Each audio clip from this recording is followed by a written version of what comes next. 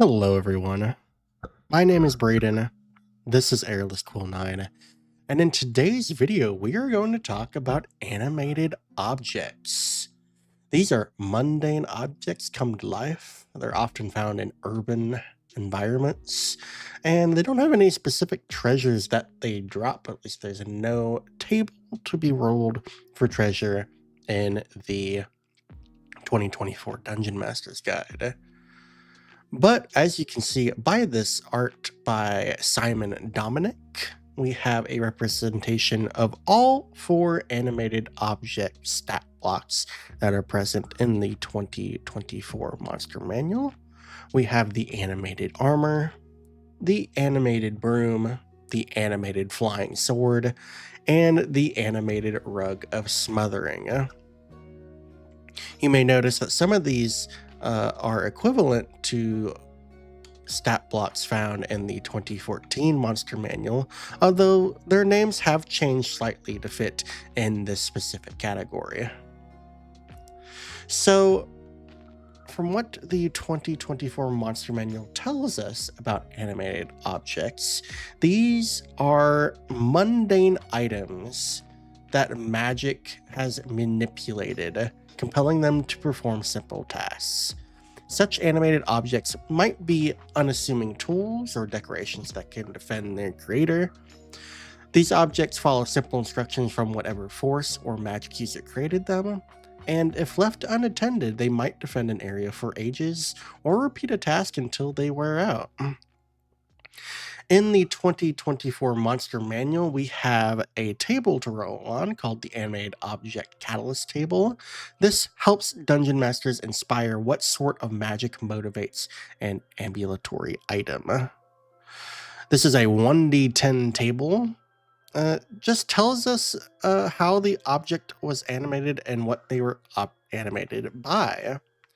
The options that we have presented here are a celestial or fiend using the object to protect or torment a mortal, a combination of magic and technology such as alchemy or alien science, the essence of someone transformed by a supernatural trickster, fae as part of their games or wiles, happenstance, with the item gaining a semblance of life after 100 years of use, a magic user in need of a guardian or servant, the song of a magical instrument, a spirit possessing the object, wild magic, a spell that went awry, or a chaotic artifact, and finally, the will of a powerful psychic being.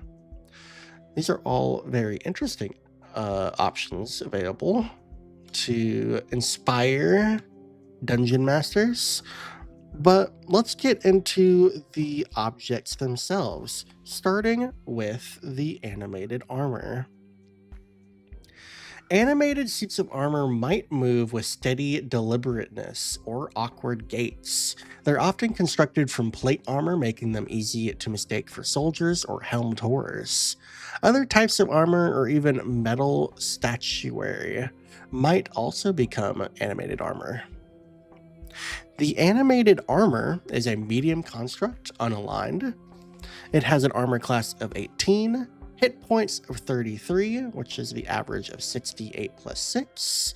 It has a speed of 25 feet, and an initiative of +2, or a static initiative score of 12. For ability scores, it has strength at a 14, dexterity at 11, constitution at a 13, intelligence of 1, wisdom of 3, and charisma of 1. For immunities, it is immune to poison and psychic damage, and it has immunity to the charmed, deafened, exhaustion, frightened, paralyzed, petrified, and poison conditions. Senses, has blind sight of 60 feet, and it has a passive perception of 6. It normally does not speak any languages, and animated armor is a challenge rating 1 creature with 200 experience points and a proficiency bonus of +2. It has no unique traits, but the actions that it has available to it are a multi-attack that allows it to make 2 slam attacks, and this slam attack is a melee attack roll, +4 to hit, reach 5 feet, and it deals 1d6 plus 2 bludgeoning damage. It's a very simple creature, but it is a one that appears in quite a few adventures. So if you need a very weak construct at a CR1, this may be the option for you. Finally, we're going to move to the Animated Broom. Animated brooms keep their surroundings tidy and defend them when necessary. Launching into the air, these brooms dart about, attacking foes from unexpected angles.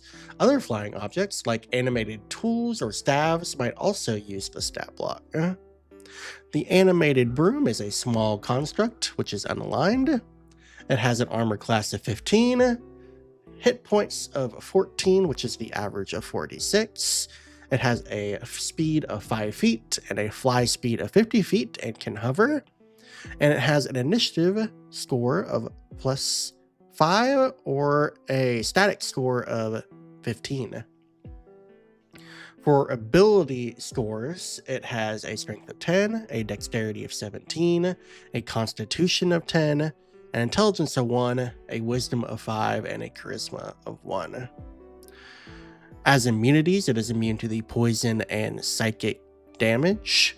And for condition immunities, it is immune to the charmed, deafened, exhaustion, frightened, paralyzed, petrified, and poisoned conditions. For its senses, it has blind sight of 60 feet and a passive perception of 7. It speaks no languages, and it is a CR 1/4 with experience points of 50 and a proficiency bonus of +2. For traits, it has the flyby trait, which allows it not to provoke opportunity attacks when it flies out of an enemy's reach. And for actions, it has a slam attack, which is a melee attack roll, +5 to hit, reach of 5 feet, and on a hit, it deals 1d4 +3 bludgeoning damage. I believe this is the only new stat block in this category, and it is a pretty interesting one to have available. There is specifically a new magic item in the 2024 Dungeon Master's Guide. I believe it is Baba Yaga's Flying Broom or something of that nature. And it allows you to create a animated broom when you use this specific item.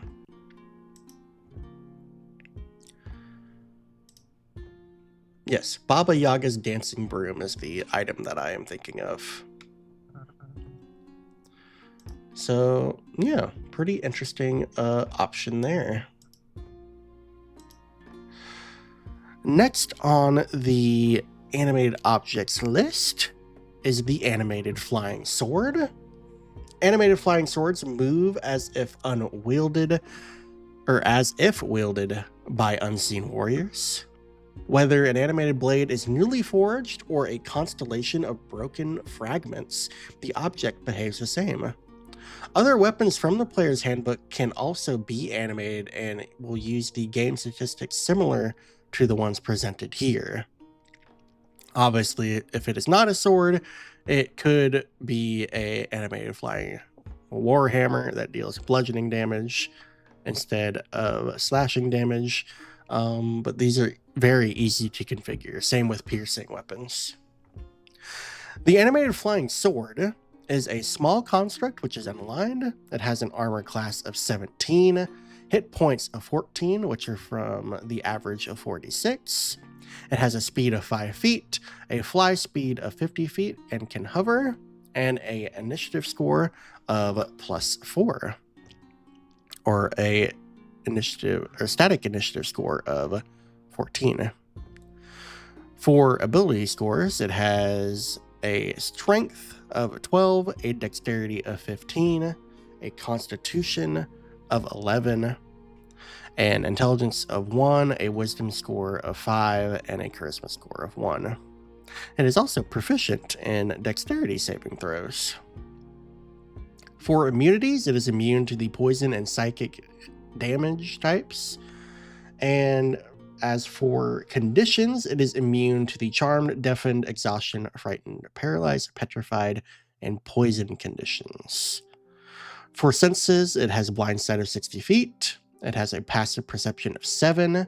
It speaks no languages, and it is a challenge rating 1/4, with experience points of 50 and a proficiency bonus of +2.